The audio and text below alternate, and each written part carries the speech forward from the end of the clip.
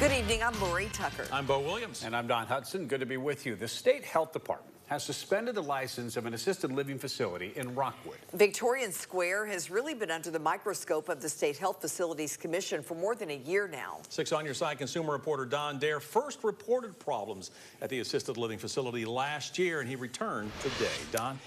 Well, Bo, the state reports that Victorian Square failed to maintain essential services, posing an imminent risk to its residents. As a result, the state's Health Facilities Commission has revoked the license of the assisted living and memory care facility. It's been in Rockwood. It first opened in 1999. At one time, it had beds for 80 men and women. Tonight, managers tell us they are trying to place the final 36 residents. Friends and family started loading the belongings of loved ones as they moved from Victorian Square. The assisted living facility in Rockwood is closing its doors after operating for 25 years in Roane County.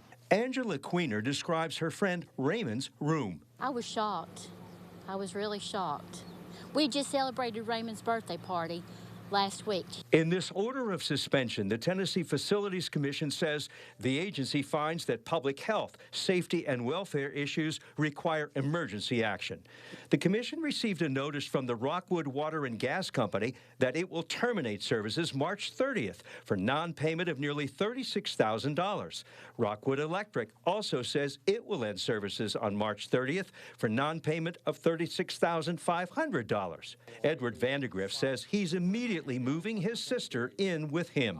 They moved her from the room that she was in, put her in a room, and when I came down and found that and seen the room they were in, I was in tears.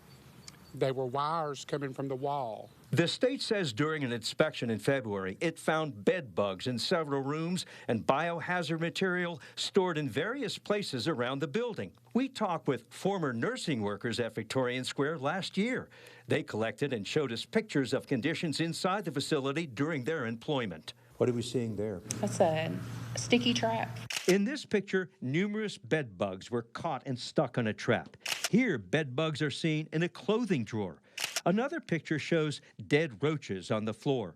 Yes, they are a lot of problems. Jan Nance says she's concerned about her sister, who was moved to hospice care recently at Victorian Square. She wonders, where will she go? I have checked several different places, and we have not located a facility that will take her yet, and she needs 24/7 care. In this letter to residents and resident families, Victorian Square management says we are saddened that we have to close operations.